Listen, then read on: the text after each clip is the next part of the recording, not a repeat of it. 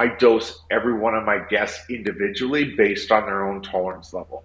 So of these, Wow. 15,000 plus guests we've had 900 plus first time cannabis users who've never touched the plant. So they're coming in completely blind, a little nervous, maybe already have some anxiety because they're sitting there with strangers. And, those are some of our most important guests because if they don't have a good time or they get too much cannabis, we've only reinforced these old True. ways of thinking about edibles. But if we dose them correctly, right, they become your biggest word of mouth supporters. There's the cool factor that they went to a cannabis dinner and that they felt good about it and they're telling everyone. Hi. Welcome to the Modern Waiter Podcast. I'm Marlon Joseph, the Modern Waiter, where we discuss all things restaurant business, learn something, laugh at something. On today's episode, it's the Culinary Cannabis with Travis Petersen. But first, the intro. Tired of working deadbeat jobs for lame pay. I'm tired of getting fired and hired the same day. If you know the rules of the game, then you'll stay. As usual, I'm joined by my good friend Danny DeVilla. What's up, people? Welcome, Travis. Thanks for having me. It's a pleasure to have you on, and we're going to dive right into it and take a big bite first and ask you to tell us about your mission. So I am a cannabis chef. I'm from Canada. I moved down to the US in 2021. And, my mission is to help sort of educate the next generation of chefs on how to work with cannabis safely, accurately, and help them, not have to do underground events, but hopefully one day be able to host this in a restaurant setting where guests can come in and order off a menu like they would for any other dining cuisine. You said some interesting things, which is like safely, accurately. But before we get into that, tell me about your journey as a chef.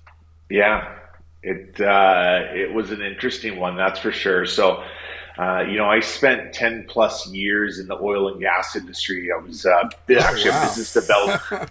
Yeah, I know, didn't see that one coming. No, not at all. I was a business development manager for one of the world's largest oil companies, and I always had a passion for cooking. I moved out at an early age, taught myself the basic dishes, and always enjoyed cooking for people.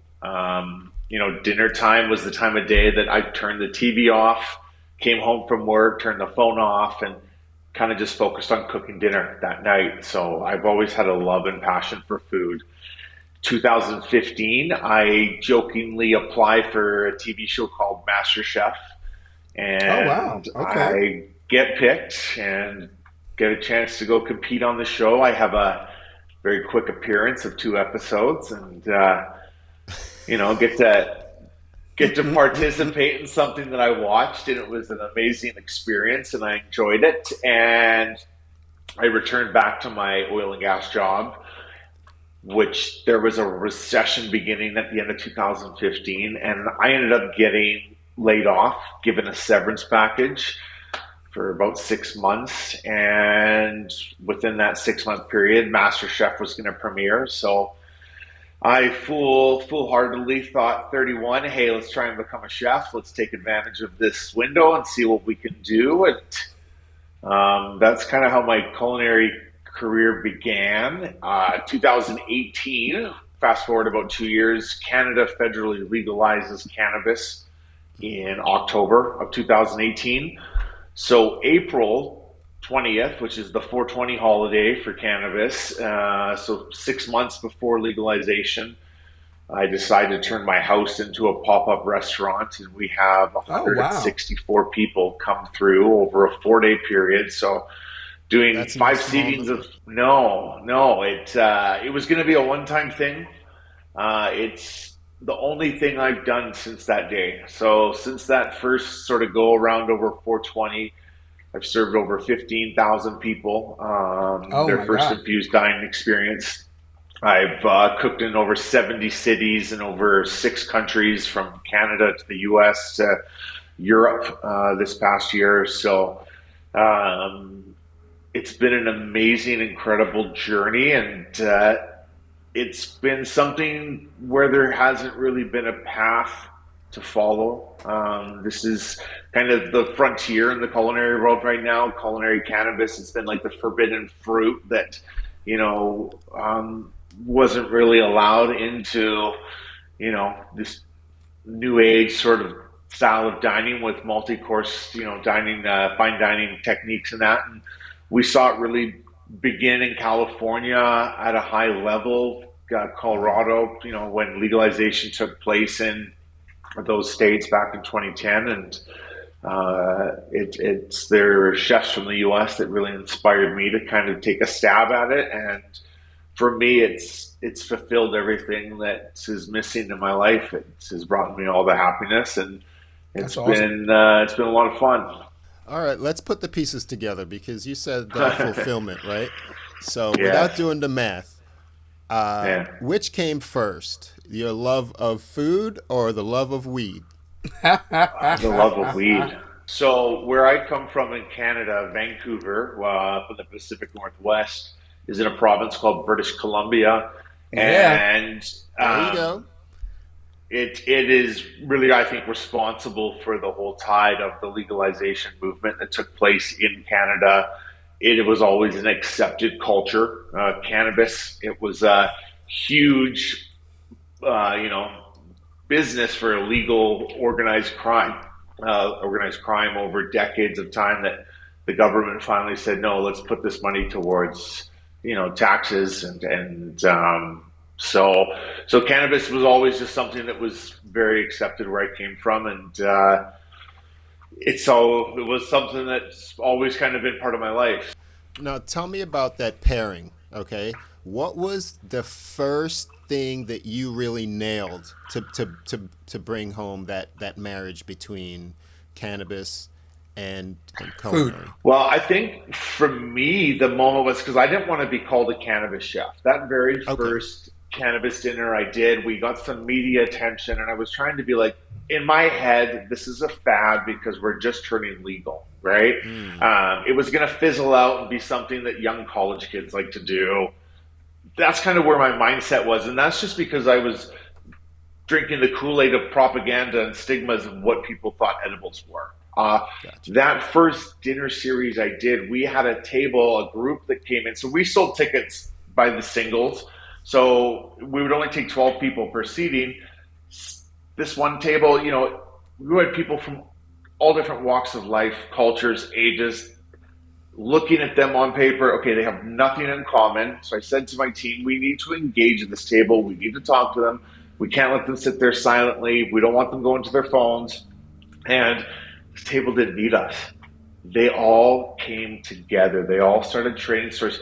Someone who was, in their mid-60s telling these young 20-year-olds about, her time as a 21-year-old. And I just had a moment standing in the kitchen listening.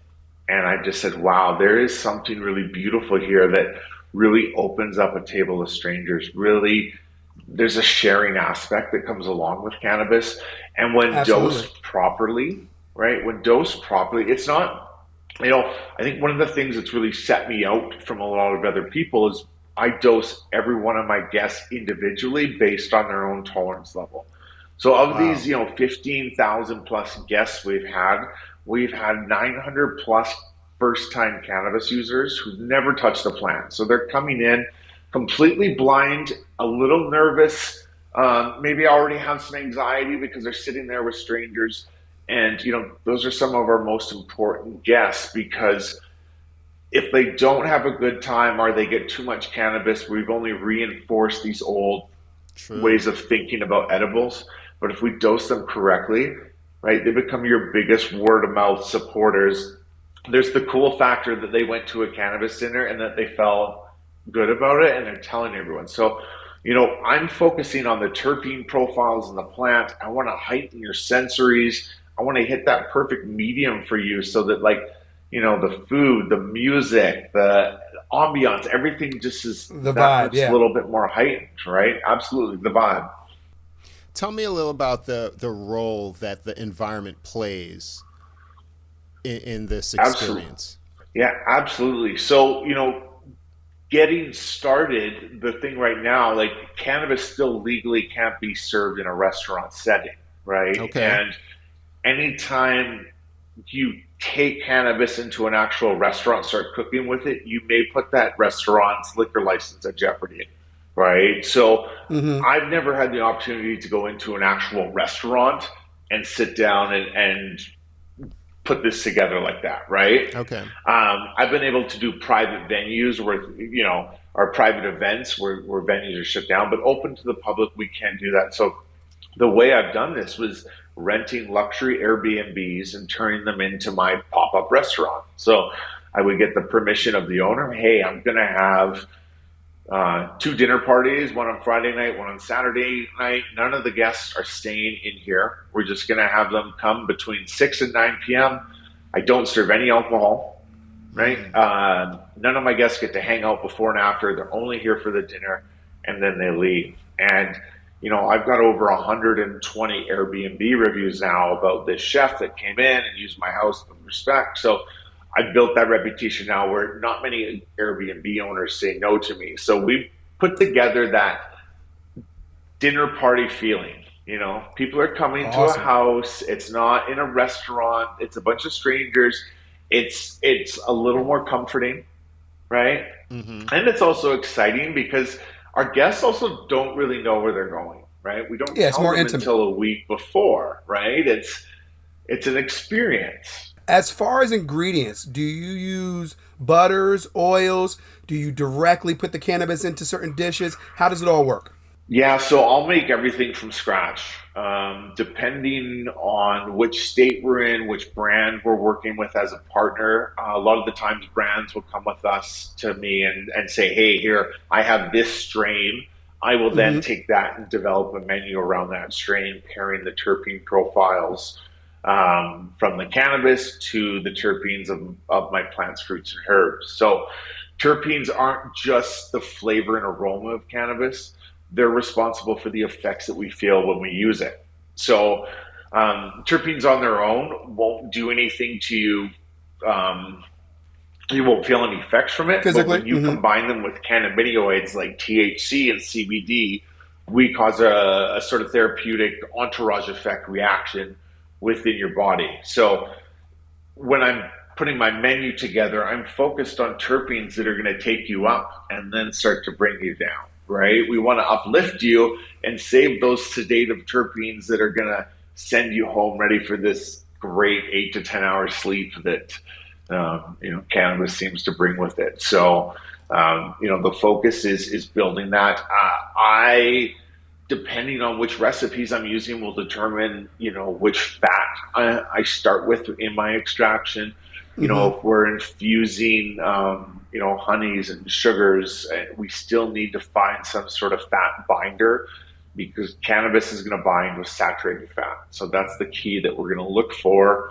But with the advancement in culinary equipment that we have that are disposable now, it's really cool to to stumble across like new ways and techniques of creating infusions. We can infuse salts and sugars and spices Oh, wow. that Okay. we can use as finishers. Now, I can't use that salt and put it in my soup base because heat's going to burn away everything, right? Yeah. Or I can infuse a Cajun spice, but if I put that on the chicken breast and then grill it, I'm going to burn away all the cannabis. So you have to use it as a finisher, right? You'll use regular Cajun spice on the chicken breast. You barbecue it. You take it off. You hit it with the infused spice at the end, right? Infusing terpenes into rock salt, Malden salt, and then sprinkling that on top of raw fish. We can get really creative on how we want to incorporate it. Ice cream, because it's cold and we're not having to worry about high temperatures. It's a beautiful vessel for cannabis, for terpenes. So lots of unique ways to incorporate it into a menu. That's awesome. That is super interesting. There was something that you said about other brands reaching out to you. So talk to me about the mechanisms of traveling. So it might be a dumb question to hear this, but no dumb questions. when you travel, do you bring your own, or do you have to source once you No, get there? so I travel with it's almost 500 pounds of equipment. I have two jumbo coolers, so I do a lot of my food prep before I up and leave. Okay. But we only can do these events in states that have recreational legal cannabis. Okay. We'll work with brands in those states who will provide the cannabis. They donate it for the event, and then takes a couple hours to make whatever we need to do. Absolutely. Obviously, the more time I have, the more creative and we can get with how we incorporate it in. But yeah, we're usually pretty prepared when we come in. So it's 70% done, leaving us, get in the day before. We have 30% left to complete, make our extractions. By offering everyone an individual dose, you have to be very flexible in your menu. So if I'm doing a 4-course menu, every course will have one infused component.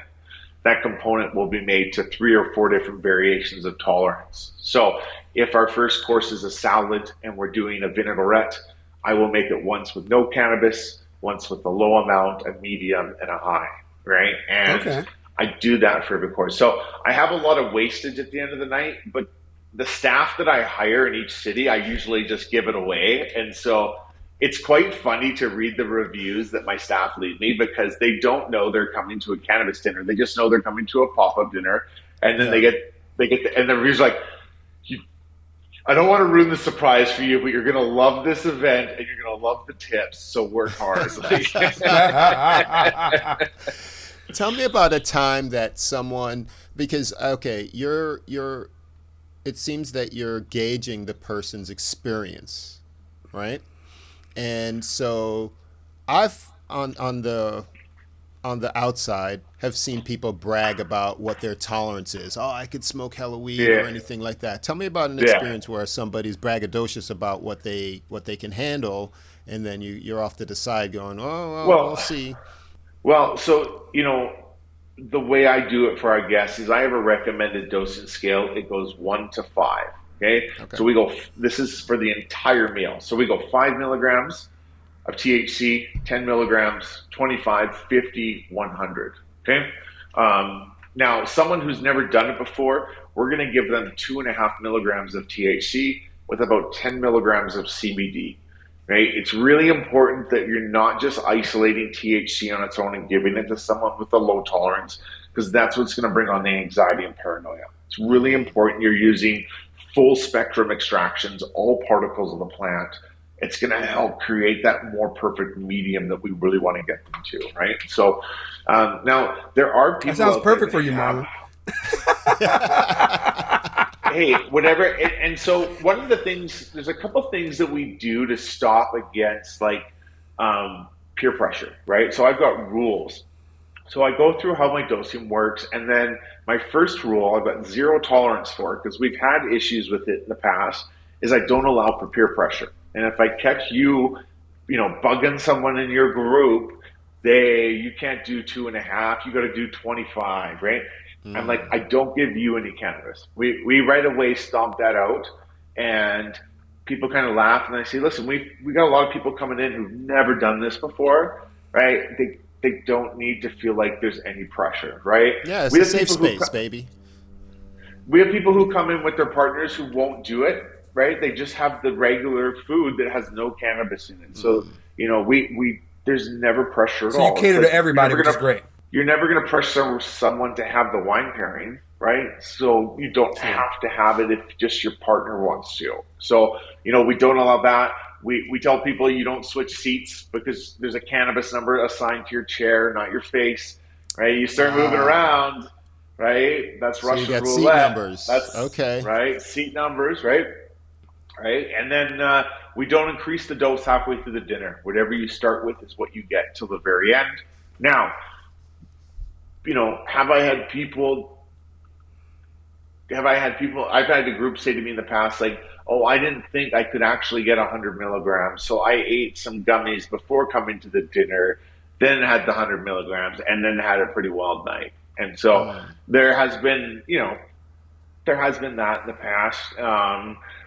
There's also people who can consume more than 100 milligrams, right? I'm one of them. So I want to make sure those guests are also getting the one thing I say is everyone leaves with the same experience. I don't want Makes anyone sense. leaving feeling too sick or feeling like they didn't get what they paid for. So I come around and take everyone's dose. If you like go, hey chef, you got a level 6 or 7, right? You go, hey, can I have more? I will give you more. I am not going to say that out loud to the guests who are standing there or who are coming in at 2.5 milligrams when someone wants 200. If they hear that, they're going to go, holy shit, what happens if I get that plate, right? So it's really, it's kind of like the secret menu, right? You kind of got to know, Yeah. but if you ask, I'll let you know. You So, get that. You get that point. Yep. but the dinners are like, it's not about coming in and getting super blasted off the brownie, right? Yeah. I always say to guests, don't smoke weed before you come. Come having complete clean slate and let this experience kind of take you through it, right? Because everything has been catered to your experience, right?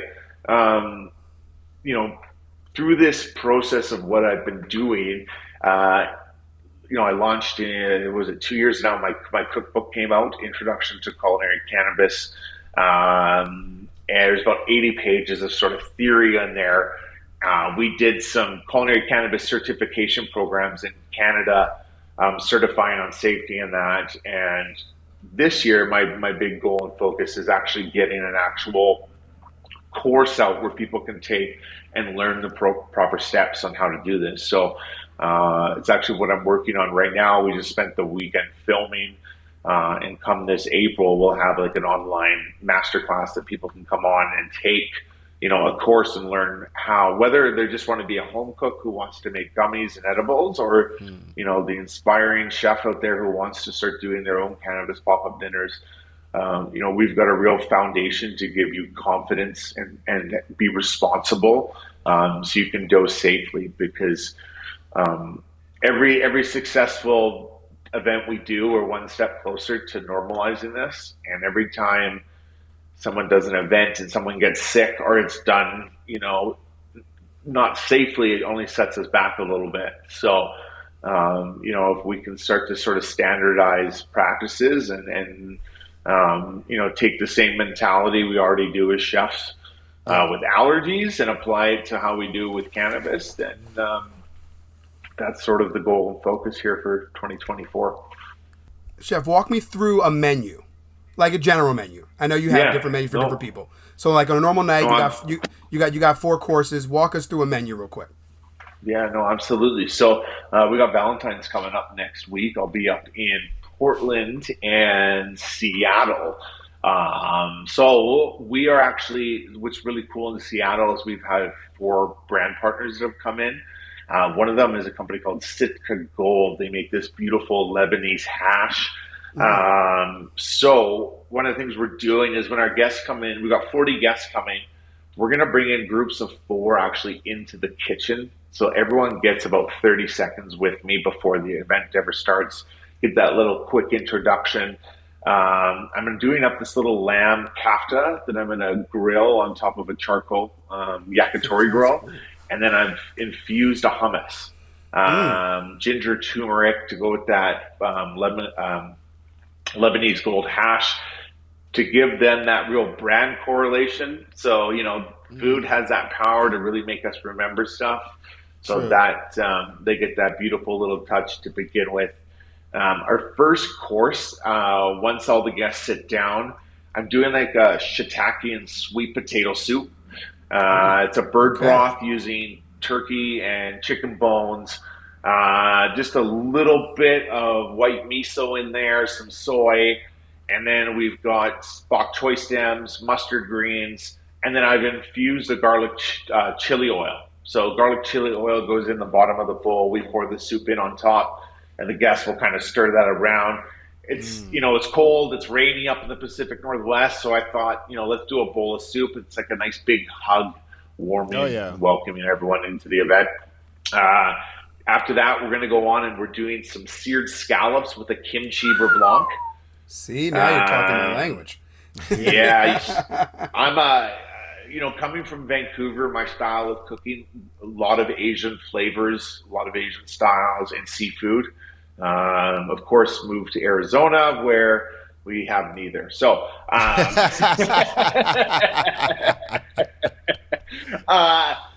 so I get really excited when I get to go up in Seattle because it's there's so much at my fingertips down in the Pike Market. So many great vendors there to get beautiful fresh seafood. So, and then for our main, we're doing a miso glazed 72-hour short rib with a little bit of a demi-glace and some fresh shaved truffle on top. And then for dessert, we're doing a mini croissant cereal, matcha cereal milk, some yuzu tules, and a little bit of prickly pear gel. And what's the timing of this? Like, I'm assuming that it's my service is 90 minutes. My service is 90 minutes. Yeah. So sometimes 2 hours. Like as we get this group of 48, we'll probably be more up into that.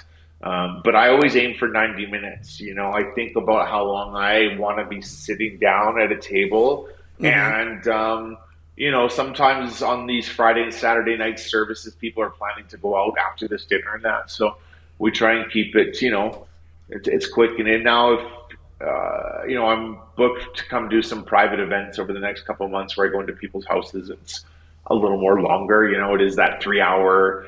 We do an hour sort of amuse-bouche and charcuterie and interact in the kitchen. But when my pop-up series is called Nomadic Nights. So Nomadic Nights is a 90-minute service usually from first course to last. Now, we had talked about earlier, we talked about staffing before the show started. When you are staffing, and you kind of gave us a little about how you staff, but when you find your staff, what do you tell them? Because obviously this is something new, and how do they relate to the guest? And because we're the Modern Waiter podcast, so we're rarely into service. So we want to know, and we want our audience to know how the service aspect, not just from the chef, but from us, would correlate to what you're doing. I mean, it's vital. It's so important. And, I use an app that allows me to go on there and in every city weeks ahead of time say, I need a bartender, I need 2 runners, I need a line cook, a dishwasher. So I put that all up. Now, when I find someone off the app who kind of goes above and beyond, I usually pull them aside and say, hey, I would love to have you like full time in the city whenever I'm here. It's only, maybe 6 or 7 times a year, but our events are a ton of fun and the staff loves getting to work it. Now, the couple nice things are this is a set menu. So if you're going to come in and run out and be a runner for us, you're not having to take anyone's orders. What is vital to the whole operation is, the chef having a service and execution plan that all of the staff can understand. We are dosing everyone on an individual dose. So we already kind of touched on, I have my 1 to 5 scale. Now, I personally, as the chef, will go around and take everyone's dose. Makes them feel a little more comfortable that the chef came and took it himself. Sometimes if it's a bigger event, it may be, my wife will come work with us sometimes, so I'll have her go out. It's someone very close to the operation, again, that people feel comfortable with. I then come up with our table numbers, seat numbers. So it's important that it's clear to everyone that, you're going clockwise or whatever way you are counting your seat numbers and table numbers, it's understood. And then you as the chef who's expositing has to be clear, table 1, seat 2, seat 3, seat 4, right? I know I trained a young chef who's doing it now where he sends all of his low doses out first. So instead of doing them in order, he does it by the strength of the dose. You as the chef can come up with a formula that is going to go out, but you have to make sure your staff understands. One of the things I say to my servers is like, listen, at any point, if you get confused and you just don't know where to drop it off, turn around and come back to the kitchen right away. Don't stand in the dining area in front of the guests. Yeah, lost. Exactly. Who had the number 5? Who had the number 5? Because they see everything, right? Of course, and yeah. So it's just stop and come back in, and we can quickly reset and figure it out. And I can go out there. I'm more times than not, we're in an open kitchen, so I see where everyone's going. I am a little bit of the maestro of, conducting people sometimes. But again, I maybe get a little chefy when people struggle counting because I think it is a quite easy thing to do.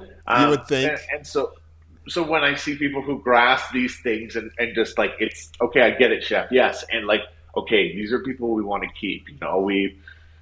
This summer in Seattle, last summer, we rented this car passenger ferry in Lake Union, and we built a dinner table and a kitchen on it. And in the middle of the summer day, we toured around. So we're coming back. We're doing really cool experiential events in these cities, and it is every chain in the link is important to getting through a perfect service, right? Like, one person is weak or one part of that is broken, it's going to hurt the whole foundation because other people are going to have to try and step in and pick up. So when you can get people who, the thing is I find a lot of times the staff, once they come to our event and they realize it's a cannabis event, and maybe they quickly Google who I am and what we're doing, they're all of a sudden like, oh shit, this is awesome. I'm excited to be here. I want that energy, right? Sure. Like, you should be excited to be there because we're going to have a lot of fun. It can be a little high pressure when, we do get some of the servers who, maybe don't have anything to do with cannabis, and now they're being asked to drop plates off to people who are different dosed. And you can see, but, we're a strong team, whoever comes in. So we've got great leadership to make sure everyone feels good in the end. So. What's your biggest stigma that you've had to face during all of this since you've started? I'm starting to work a lot in the Midwest. Kansas City, Missouri is an extremely busy state, even going down into the South, where there is a perception of what cannabis is. Now, what has been great is I have now cooked for a variety of different mayors in areas where companies, are bringing me in to do dinners for, where we're trying to move cannabis forward so we can take people into a dinner party setting, something they're familiar with, and make them change their mind. Exactly. Right. Yeah. I once was hired. There was they were celebrating that laws had passed in Arizona. There was a dinner for 30 people. I was told only 2 people wanted THC, another 8 wanted CBD, and the rest would have no cannabis. After I was done my opening speech, 28 of 30 people took THC in their dinner. So we converted the whole room. And so I'm constantly coming in. This is an uphill battle. There is no path, we're carving it out here. And so every time we get a new group in, we emphasize the safety aspect of it, and we let them know, like, bongs, Bob Marley, brownies, they're all cool. I love stoner culture. It's just not in our dinners, right? Even the music we're playing is more Motown, 60s, classic. We want that dinner party vibe, right? Yeah. We do wake and bake brunches sometimes. Those are hip hop and Bob Marley and fun energy because that's the setting of the event. But we can change people's minds by bringing them into a setting they're familiar with, are comfortable with, and then educating them, through the power of food, little by little. The key for anyone coming in, and it's very cliche to say, but start low and go slow. It may take you 2 or 3 times of doing edibles to find that right dose, but when you do, it's a beautiful thing. So you have a lot of. I'm going to let you go on this last one. You have your techniques. You're well versed. What is your experience when you go out? Let's say whether it's breakfast or to a restaurant. Do you carry your own seasonings, or do you carry your little syrups and jams and jellies that you just have to make it special? No, it's so funny because I was talking about this just the other day with someone. They were asking like, "Do you still cook at home?" And I was like, that was actually one of the New Year's resolutions with my wife and I need to start cooking for us more because, I did 102 dinners on the road last year, right? Wow. Over 11 Yeah. months. So I was gone 2 weeks of every month, boom, boom, and so for me, I have found my favorite little spots in America, right? Okay. That I really look forward to. I'm doing a little like Instagram food review called the Hole in the Wall now, where in each city I'm just going to find a dope little hole in the wall, review. The hole in the walls are the best. They're the best. That's the best. They're the best. Yes. So, listen, if I'm going to go to a fancy restaurant, right, and I'm paying, a couple $100 to eat, I'm going to be critical in my mind. I would never publicly say anything, but yes, I'm going to be, hey, if I'm going to a hole in the wall, right, like I am just happy someone else is cooking. There you go. I'm respecting that love and whatever's going into this, and it's not me sitting there doing it. When friends get to cook for me, that's got to be my favorite, right? So, yeah. I'll cook some French toast and pancakes for you. Done. That is awesome, man. So tell everybody what to expect from you next, where to find you. Yeah. So we've, the great thing, last year we were kind of piecing the year together by every quarter. This year I've planned all my tour dates for Nomadic Nights right up to the end of summer. Okay. To find out about those dates, you got to follow me on Instagram. I am on the other pages, but everything goes through Instagram. I'm just too old for TikTok and everything else. I just don't have the time. So Instagram is where you're going to get the info. You got to ask us for a link to the dinner. Nothing is shared publicly.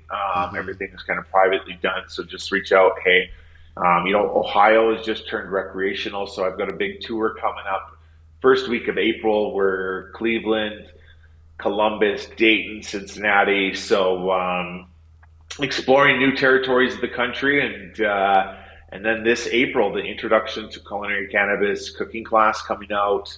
You'll be able to take it at your own house and really have the fundamentals again to be confident with your dosing and to dose accurately and to dose safely. So, what is your price point? In general, you don't have to give me an exact number, but I'm sure everything has different prices. So yeah, $4 signs, $3 signs. Our nomadic nights can be anywhere from $150 to $200. We do have a chef's table at every dinner. That's an extra $125. You get 3 additional courses seated at the service table with us. In some cities, we work with brands who will pay half the price, so we can do tickets at $100. But the main thing is there's a ton of overhead with traveling. Absolutely.